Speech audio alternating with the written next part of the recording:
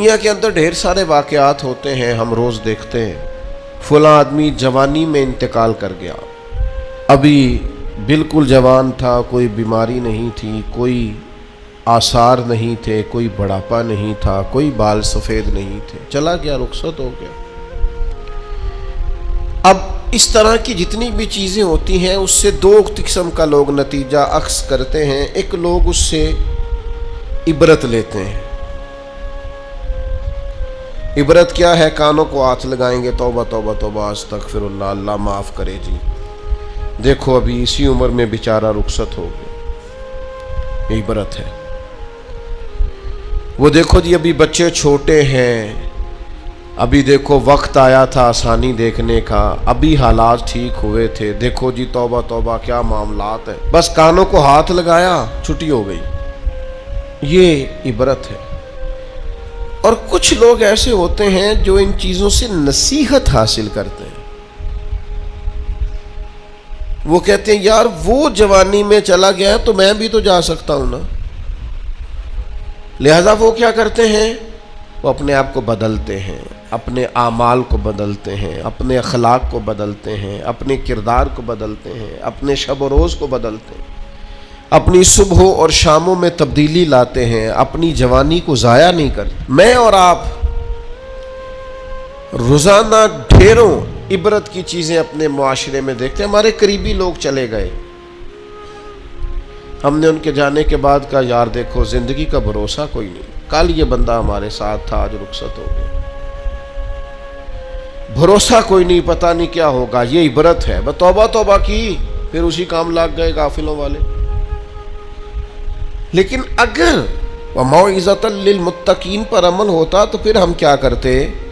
پھر ہم کہتے یار اگر وہ چلا گیا ہے تو بیٹھے میں نے بھی نہیں رہنا، جانا مجھے بھی پڑے گا، لہذا تیاری کرو۔ عبرت اور نصیحت اس میں فرق ہوتا ہے۔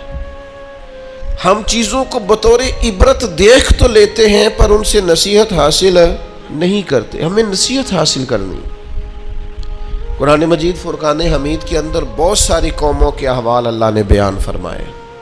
کس لیے بیان کیے؟ قرآن کوئی معاذ اللہ ہمیں کوئی واقعہ سنا کے ایسے ہی گزرنا تو نہیں چاہتا، لیکن اتنی قوموں کے حالات ہیں، جگہ جگہ ذکر ہے جناب نوح کا ان کی قوم کا، جناب داؤد کا ان کی قوم کا، جناب لوط علیہ السلام کا ان کی قوم کا، جناب شعیب علیہ السلام کا ان کی قوم کا، جگہ جگہ پہ ذکر ہے، تذکرہ ہے، انبیاء نے انہیں سمجھایا ہے، وہ باز نہیں آئے، اس کی انہیں سزا ملی ہے۔ جناب شعیب علیہ السلام کی قوم ناپ تول میں کمی کرتی تھی، یوں سمجھ لیجئے کہ جتنے پیسے لیتی تھی اتنا مال نہیں دیتی تھی، اللہ نے عذاب دیا انہیں۔